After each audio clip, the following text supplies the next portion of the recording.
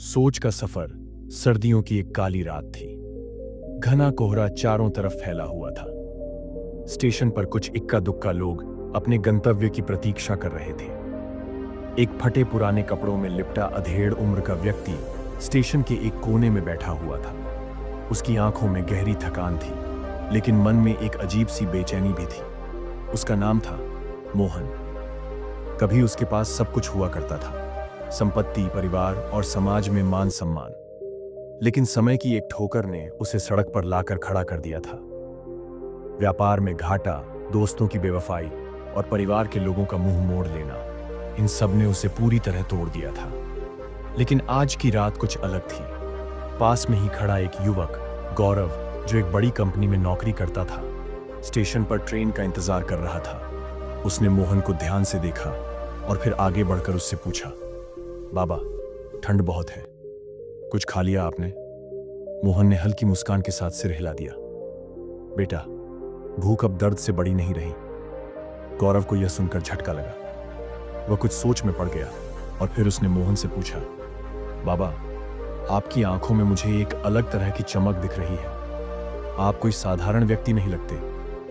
क्या मैं आपकी कहानी जान सकता हूं? मोहन ने ठंडी सांस भरी और कहा, कहानी लंबी है बेटा, लेकिन सीख छोटी है। सोच ही इंसान को बनाती और बिगाड़ती है। गौरव की जिज्ञासा बढ़ गई।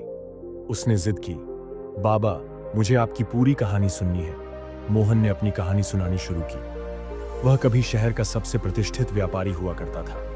उसकी गिनती बड़े कारोबारियों में होती थी।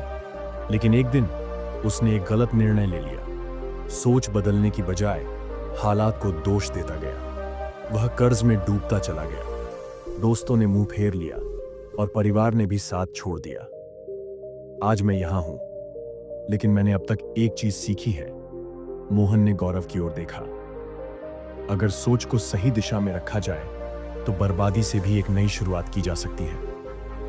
गौरव ने ध्यान से उनकी बातें सुनी और फिर अपनी जेब से एक कार्ड निकालकर मोहन को दिया। बाबा, मैं आपकी सोच को एक मौका देना चाहता हूं।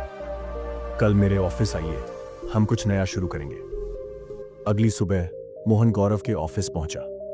गौरव ने उसे एक छोटी नौकरी दी, जिससे वह फिर से अपने पैरों पर खड़ा हो सके। धीरे धीरे मोहन ने अपनी पुरानी गलतियों से सीखकर नई शुरुआत की।